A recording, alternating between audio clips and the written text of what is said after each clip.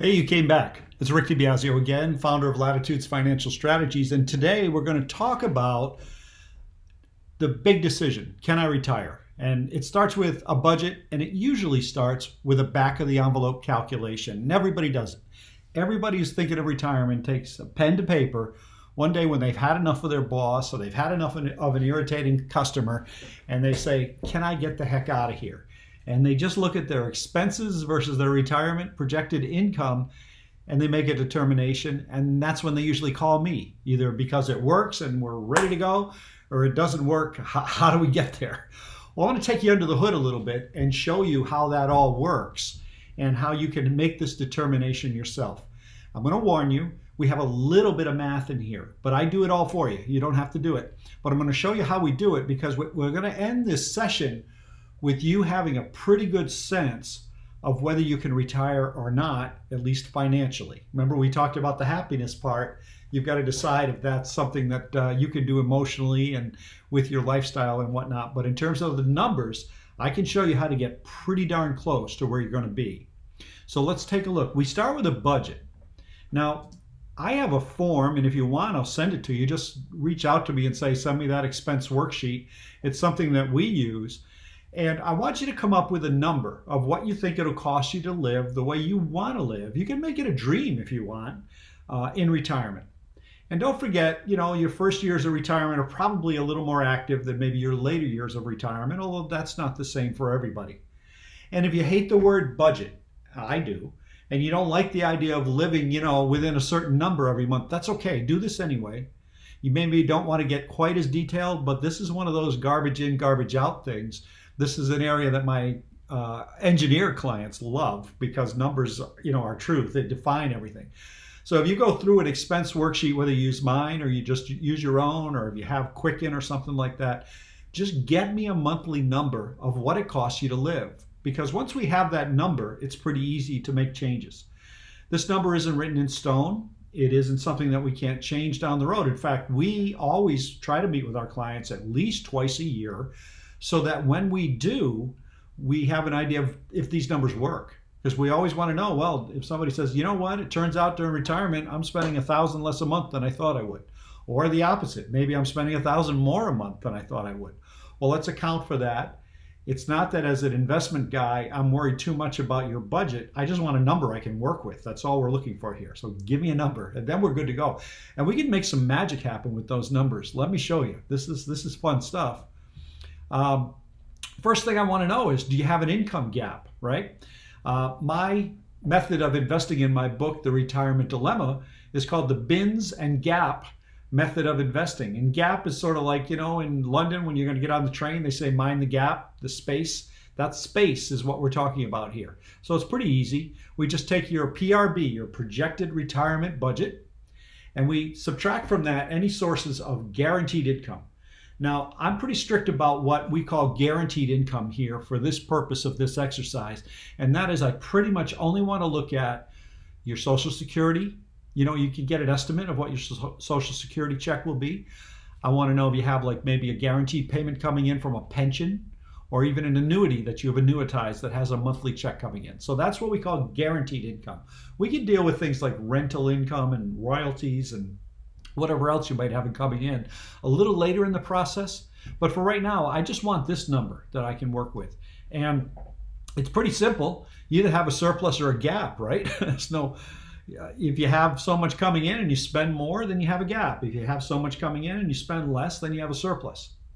If you have a surplus, your work is not done. This is just a very simple back of the envelope calculation. But if you have a surplus, then there's a pretty good chance you can retire whenever you want, okay?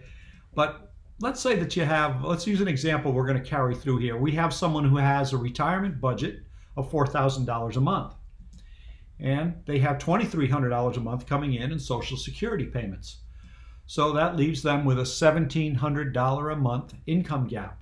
Well, how do we work with that? Well, there's a lot of ways you can fill that gap. You can keep working. You can start to take money from investments, or whatever else you can come up with to fill that gap. We're going to talk about right now how we fill that out from investments. And we're still on the part of, can I retire? That's the whole point of this. So If you have the gap, that's okay. Let's see if you have the assets now to cover that gap. So we're going to look at this. Are you funded or unfunded for your retirement? So if you have a surplus, you skip to the front of the line. You're already funded if you have that monthly surplus. Now, of course, things can happen during retirement. That's why we still got to take care of the money. But right now, we're only on the part where you're still working and you haven't decided whether to quit yet. And so we want to get these numbers right. So if we take that monthly gap and multiply it times 12, that's our annual projected retirement gap. And then what I want to do, and using our numbers from the previous example, I want to give you a life expectancy of 100 years old. Now, you may say in my family, we only live to be 80 or 85. That's fine. But if you run out of money at 85 and you live to be 100, then we haven't done a very good job of financial planning. In fact, that's the opposite of financial planning. So let's look at this. And then we say, in this example, say this person's 67 years old. So they have a life expectancy based on 100 of 33 years. So that's quite simple. Then we take that life expectancy and multiply it times that annual projected retirement gap. And that's what gives us our lifetime gap, how much we need to have in the bank or in investments or through future earned income to cover that gap you have on a monthly basis. So in our example, this person that we talked about a minute ago had a $1,700 monthly deficit. Annually, we multiply it times 12, and then we multiply it times 33, and we see that their projected gap for their lifetime is $673,200. So it's pretty simple now. That's the cost of retirement.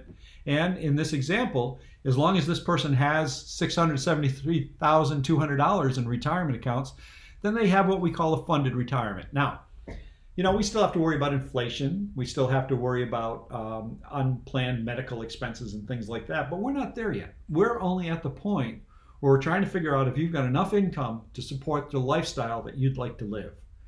And that's always another alternative. If you get to the point where, you want to retire, but you don't have enough money to consider yourself fully funded for retirement, then you can work on the expense side too. You can try to cut down on your monthly expenses.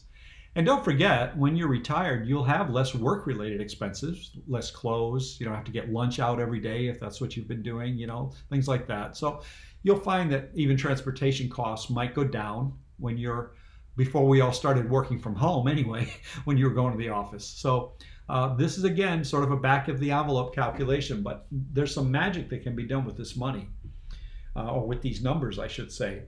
Now I want to know what I'm calling right now, very ineloquently, your stay even rate. And what that means is the rate of return you need to maintain your principal. So in our example, this person that had let's say they had a $650,000 IRA account at the start of the year, and they're spending $20,400 a year to meet that gap, right?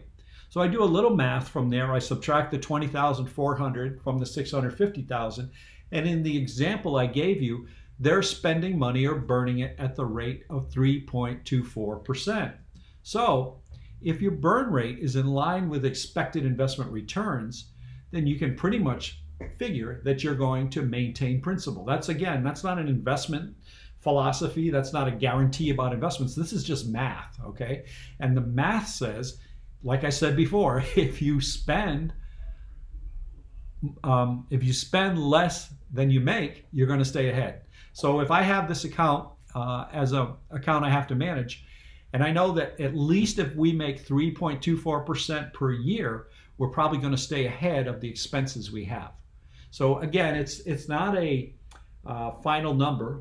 There is no final number in retirement planning. We meet frequently to try to go over our expenses and make adjustments so that we make sure we stay ahead of what we're trying to spend. But this is probably the most basic question of the can I retire question, and that is, do I have enough money to make this work in the type of retirement that I envision? So I hope that helped. If you have questions or you'd like to talk more about it or how I did the math, give me a call or reach out through an email. I'll be happy to help you with that. But basically, once you do this calculation, do the budget, you'll be a long way towards deciding if you can afford retirement or not. I hope you can. Thanks a lot. Look forward to talking to you in the next video. Thanks. Bye.